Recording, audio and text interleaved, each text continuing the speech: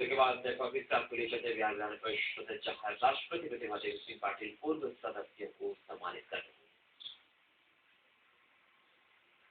शताब्दी सम्मान हमारे विभाग के लिए हम सब के लिए गौरव की बात है।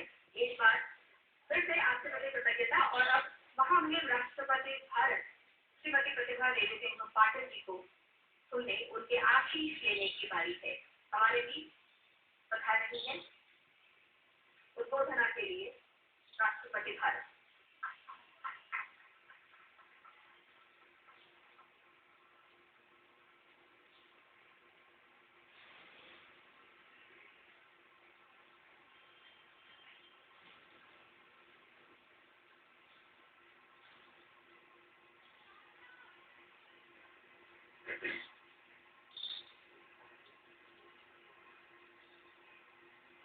श्री देवानंद प्रसाद राज्यपाल बिहार, श्री नीतीश कुमार जी मुख्यमंत्री बिहार, श्री सुशील कुमार मोदी उप मुख्यमंत्री जी, श्री ताराकांत जी बिहार विधान परिषद के अध्यक्ष जो मुझे निमंत्रण देने दिल्ली आए थे, श्री उदय नारायण चौधरी बिहार विधानसभा के अध्यक्ष, श्री वीरेंद्र प्रसाद यादव बिहार के संसदीय कार्य मंत्री, श्री अब्दुल बरी सिद्दीकी विपक्ष के नेता विधानसभा, विपक्ष के नेता प्रोफेसर गुलाम गौर नेता विधान परिषद, और मेरे भाइयों और बहनों, आज बिहार दिवस के अवसर पर बिहार विधान परिषद शताब्दी समारोह का उद्घाटन समारोह हो रहा है और उसमें उपस्थित होकर मुझे बहुत खुशी हो रही है। इस अवसर पर मैं विधान परिषद तथा विधान सभा के सभी सदस्यों और इस प्रदेश के निवासियों को बधाई देती हूँ। संयोग में मेरी यह यात्रा होली त्योहार के तुरंत बाद हो रही है। आप सबको होली के त्योहार के लिए बहुत बहुत शुभकामनाएं।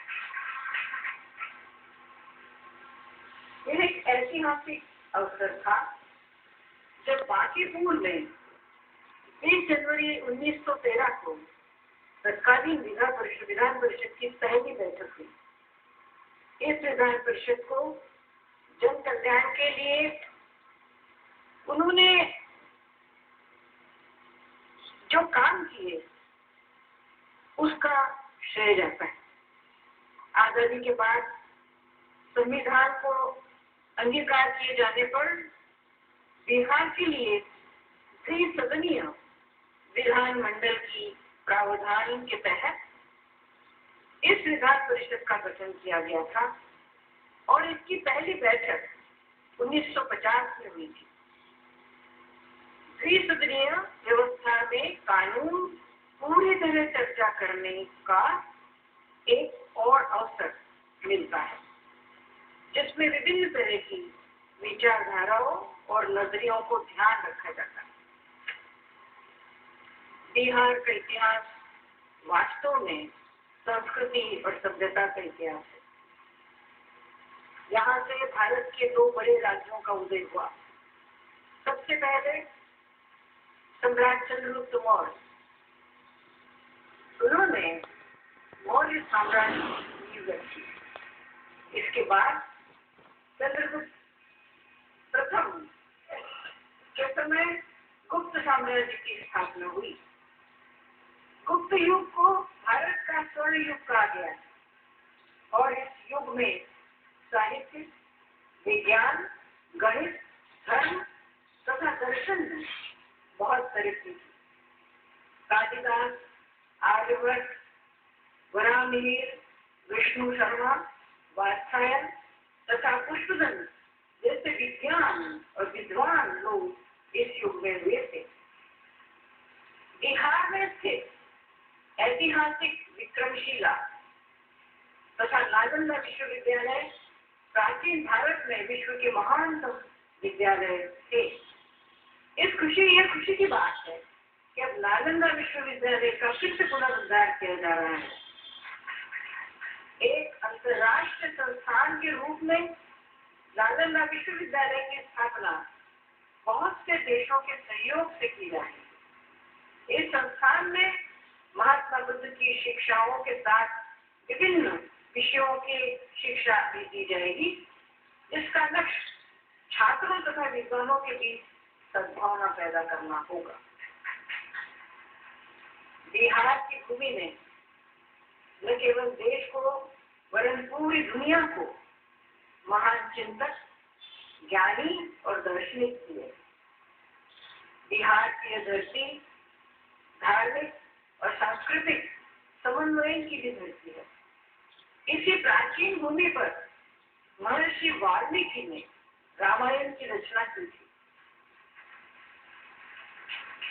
जैन धर्म के 24वें तीर्थंकर भगवान महावीर वैशाली में पैदा हुए। बौद्ध धर्म के प्रवर्तक भगवान बुद्ध की कार्यस्थली भी बिहार ही थी और उन्होंने बुद्ध गया में योग प्राप्त किया। पटना में सिखों के 10वें गुरु गोविंद सिंह का जन्म हुआ था और उनका जन्म स्थल पटना साहिब सिखों के पवित्र स्थानों में से एक है। इसी तरह एक बहुत बड़े सूफी संत हजरत मनीन बिहार से हुए, जिन्होंने धार्मिक सहिष्णुता का भाईचारा बढ़ाने के लिए प्रयास किए थे। इसी वर्ष 26 जनवरी के अवसर पर बिहार राज्य की झांकियों के तौर पर मनेर शरीफ की झांकी प्रदर्शित की गई थी, जो लोगों को बहुत पसंद आई थी। यह समय की मांग है कि हम सब जाति, धर्म और संप्रदाय तक ही सीमित न रहे, बल्कि उनके ऊपर उठकर देश हित में सोचें और विकास के लिए कार्य करें। स्वतंत्रता के लिए लड़ने वालों में भारत का नाम और भारत में बिहार का नाम प्रमुखता से आता है।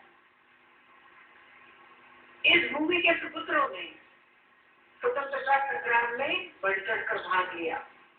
सबसे पहले इसके प्रमुख स्वतंत्रता संग्राम सेनानी बाबू कुंवर सिंह का नाम याद आता है, जिनका प्रथम स्वतंत्रता संग्राम में भारी योगदान था। हमारे राष्ट्रपिता और स्वतंत्रता संग्राम के अग्रणी महानायक महात्मा गांधी का 1917 में चंपारण आना स्वतंत्रता संग्राम की लड़ाई में एक ऐतिहासिक क्षण था। गांधी जी बिहार के इतिहास तथा संस्कृति और इसके संगठन की शक्ति से बहुत प्रभावित थे। जब वे बाद में 1947 में पटना आए थे तो उन्होंने एक प्रार्थना सभा में बहुत महत्वपूर्ण बात कही थी। उन्होंने कहा, यह बिहार ही था जिसने मुझे भारत में पहचान दी।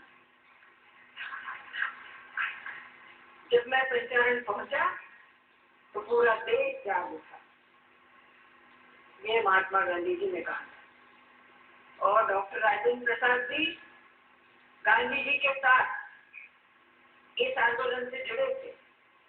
राजेंद्र बाबू हमारी पहली संविधान सभा के अध्यक्ष और बाद में स्वतंत्र भारत के पहले राष्ट्रपति बने और फिर दूसरे भी राष्ट्रपति वही रहे। इतिहास में 2 बार कोई राष्ट्रपति नहीं रहा है। आजादी के समय हमारे संविधान निर्माता यह जानते थे कि भारत जैसे विविधतापूर्ण और विशाल राष्ट्र के लिए एक ऐसी शासन प्रणाली की आवश्यकता है जिसमें स्थानीय और केंद्रीय शासन एक दूसरे से मिलकर काम करे। अगर 1950 में अपनाए गए संविधान में एक संघ, राज्य तथा स्थानीय स्वशासन निकायों का स्वरूप निर्धारित किया गया। यह प्रणाली लोगों की आकांक्षाओं की पूर्ति और उस आकांक्षा को सफल बनाने के लिए की गई है। हमें इस बात पर गर्व होना चाहिए कि भारत में लोकतंत्र की जड़ें बहुत गहरी हो चुकी है। संविधान को अंगीकार करने के बाद हमारे देश में संसद के 15 आम चुनाव हुए तथा राज्यों की विधानसभाओं के भी चुनाव समय समय पर होते रहे। संसद के ही समान राज्य विधानमंडल भी लोकतंत्र का पहली। लोकतंत्र संसदीय व्यवस्था में असेंबली और काउंसिल को और उनके माननीय सदस्यों को और सरकार को मिलकर बहुत जवाबदेही ढंग से काम करना होता है। यह उल्लेखनीय है कि बिहार की भूमि पर ही पहले लक्ष्मीदेव ने गणतंत्र का बीज बोया था, जहाँ लोग शासन में सहभागिता करते हुए समृद्धि और सौहार्द के साथ यहाँ रहते थे। यह खुशी की बात है कि बिहार विधानमंडल ने अपने कार्यों में सदैव दलगत भावना से ऊपर उठकर राज्य के विकास के लिए योगदान दिया। विधायकों की ऐसी नीतियां तथा कानून बनाने में महत्वपूर्ण भूमिका है जो कि प्रगतिशील और विकास में सहायक हो। मैं मानती हूँ कि प्रगति के लिए शिक्षा अनिवार्य है। मुझे बताया गया है कि राज्य सरकार ने साक्षरता बढ़ाने की दिशा में तेजी से प्रयास करना आरंभ कर दिया।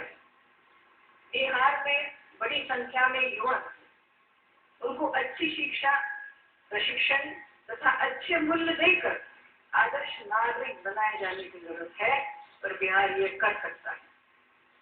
हमारा प्रयास होना चाहिए कि प्रगति का लाभ समाज के हर तबके तक, खासकर वंचित लोगों तक पहुंचे। कल्याण कार्यक्रमों का लाभ सुबह उन सभी लोगों तक पहुंचे जिनके लिए वे बनाए गए। ये जरूरी है कि लोगों को कार्यक्रमों के बारे में जानकारी हो और उन्हें इसके बारे में बताया जाए। मुझे विश्वास है कि बिहार विधानसभा तथा विधान परिषद इसमें अपनी भूमिका निभाएंगे और राज्य में पंचायती राज संस्थाओं को साथ में लेकर मिलजुल कर काम करेंगे। बिहार संभवतः देश के ऐसे पहले राज्यों में से है जिन्होंने पंचायती राज संस्थाओं में महिलाओं को 50% आरक्षण प्रदान किया। मैं इसके लिए बिहार सरकार को बधाई देना चाहती हूँ। राष्ट्रपति के रूप में बिहार की अपनी वर्ष 2000 की पहली यात्रा का मुझे स्मरण है। मैं तब मुख्यमंत्री कन्या विवाह योजना, जिसके उद्घाटन के अवसर पर पटना आई थी।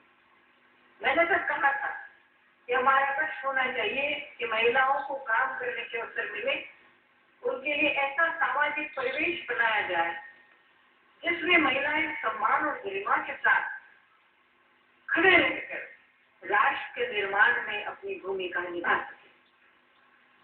ये चिंता की बात है कि हमारे समाज में आज भी दहेज, बाल विवाह, बालिका भ्रूण हत्या तथा नशाखोरी जैसे सामाजिक बुराइयां आज भी जारी हैं। इन बुराइयों को समाप्त करने के लिए सब सम्मिलित होकर प्रयास करने की बहुत जरूरत है। महिला तथा बालिका के प्रति समाज में दृष्टिकोण में भी बदलाव लाना जरूरी है। महिलाओं की शिक्षा और उनके सशक्तिकरण की समाज के विकास और गरीबी उन्मूलन में उनकी बहुत बड़ी भूमिका है। राज्य सरकारों को ऐसी योजनाएं चलानी चाहिए जिनसे बालिका शिक्षा को प्रोत्साहन मिले। मुझे खुशी है कि बिहार सरकार ने महिला शिक्षा प्रोत्साहन देने के लिए कई प्रयास शुरू किए हैं और शिक्षकों की भर्ती में भी महिलाओं को 50% आरक्षण किया है। हमारा देश काफी तेजी से प्रगति कर रहा है। क्रय शक्ति के लिहाज से हम आज विश्व की चौथी सबसे बड़ी अर्थव्यवस्था है। मैं ऐसी नीतियों को और हमें ऐसी नीतियों को जारी रखना चाहिए जिनसे विकास को बढ़ावा मिले और जो प्रगति हो वो समाज के आखिरी आदमी तक, वंचित लोगों तक पहुंच पाए। यह समावेशी विकास की संकल्पना का एक अनिवार्य हिस्सा है। सामाजिक सेवाओं और रोजगार के अवसरों के साथ साथ सभी नागरिकों को उत्तम शिक्षा और बेहतर स्वास्थ्य व्यवस्थाएं उपलब्ध करना भी बहुत जरूरी है। बिहार में औद्योगिक तथा कृषि क्षेत्रों में अधिक से अधिक प्रगति के प्रयास करना जरूरी है। मैं समझ रही हो रहे हैं। मैं मुख्यमंत्री जी से कहना चाहूंगी और मैंने कहा भी कि कृषि के क्षेत्र में क्रांतिकारी निर्णय लेके आप आगे बढ़िए।